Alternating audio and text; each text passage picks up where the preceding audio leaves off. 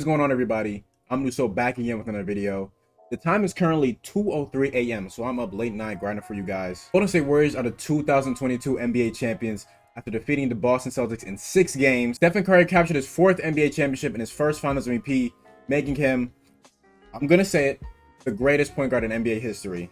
I'll get more into the NBA Finals later, but before that, I want to thank you guys so much for helping me reach 100 subscribers. Pumping out videos, editing, doing all of that has been really fun.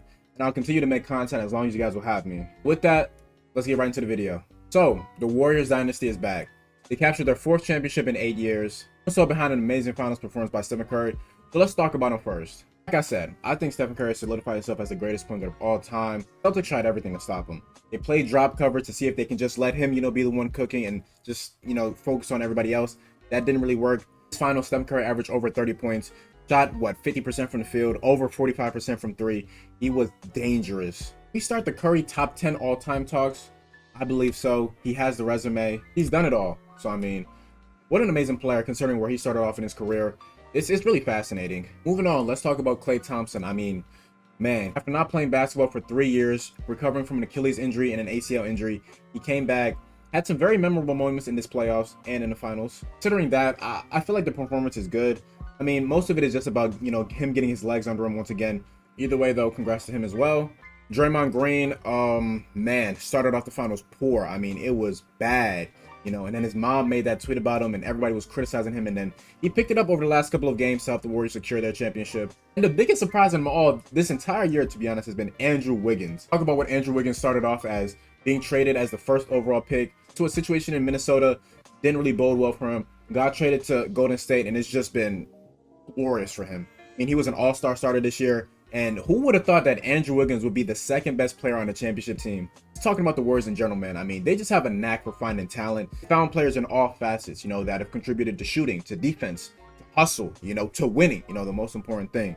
Despite how much people might hate the Warriors and such, you can't do nothing but give them their props for what they've accomplished. I said about the Boston Celtics, I mean, this Warriors team, didn't have the deficiencies or the problems that most of the teams they played in the playoffs had. About the Brooklyn Nets, I mean, Kyrie Irving didn't play for most of the year, so it was hard for him to find the rhythm. Both him and KD deal with injuries, as well as the Nets just not having a complete team. I mean, it was just no defensive pressure on that team. Played an injured Bucks team without Giannis' co-star and Chris Middleton, making it so guys like Grayson Allen and Pat Connaughton and even Bobby Portis had to step up, which they couldn't really do. And then the Miami Heat, I mean, they were playing Kyle Lowry on one hamstring. Tyler Hero missed games, and the Heat, their issues got, exploited in the playoffs. And even with all that, they still pushed the Celtics to 7 games. This Warriors team, they had it all, man. They had the shot creation, they had the shooting, they had the defense, and most importantly, they had the experience, and that's shown in this playoffs. Let's talk about the Boston Celtics, man. Let's just clear the air and talk about the biggest elephant in the room.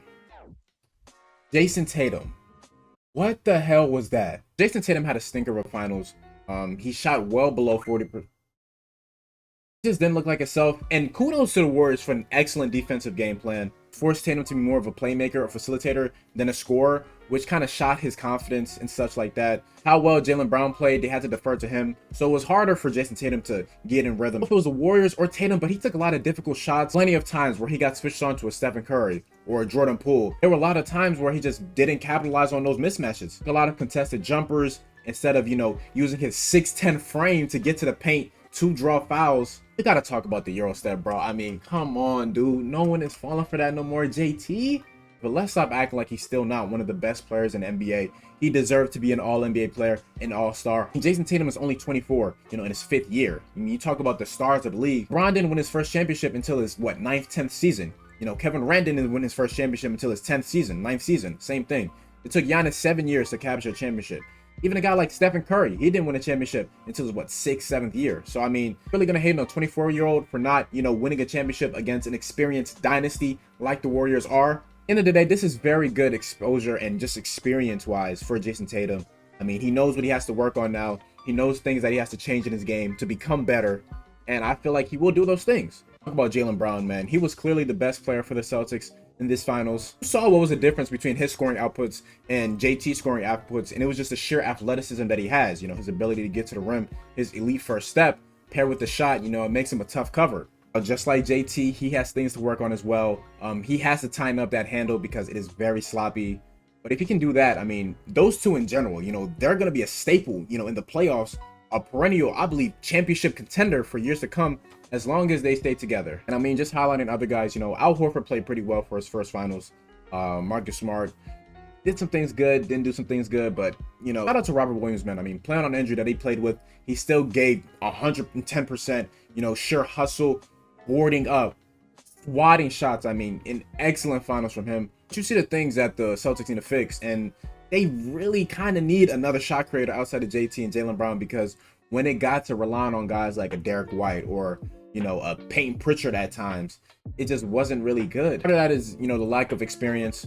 Part of that is the lack of adjustments because of the experience. But either way, they should be looking to make some moves this offseason. Fortunately, I don't think the Warriors will be going anywhere, because it's like, you know, despite their, you know, core group of Klay Thompson, Stephen Curry, and Draymond, you know, getting older, they still got guys on the back burners. I think Kuminga, the 7th overall pick just a year ago, is waiting for his opportunities. Wiseman missed the entire year because of injury. He'll be back next year.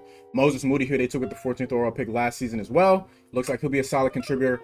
And of course, Jordan Poole, the human highlight reel, you know, the flamethrower that he is, he'll just continue to get better and better, you know, just in time for that big payday that he'll be getting. Also, like, Andrew Wiggins isn't that old. He'll still be part of the core. And even though I talked about the big three, you know, getting older, I mean, Stephen Curry's game and Klay Thompson's game, it's revolved around shooting. So I don't really see much of a drop off from either of those two players. Continue to win games. They're going to continue to, you know, fascinate everybody with the crazy amount of threes they make and their explosive offense. Next season should be a lot better. You know, more guys, more teams are going to be healthier. So the Western Conference should be more competitive. The Eastern Conference should be more competitive as well. But with that, I hope you guys enjoyed the video. Offseason is upon us, so I will be dishing out a lot of content on that. Draft is next week. Christian Wood got traded to the Dallas Mavericks. I didn't really talk about that much. And honestly, considering the package that he got traded for, I don't think I will. With that though, guys, I hope you guys did enjoy this video. If you did, please make sure to leave a like, subscribe if you are new, share with your friends. I'm Amadou So, and I'm gonna catch you guys in the next one. Peace.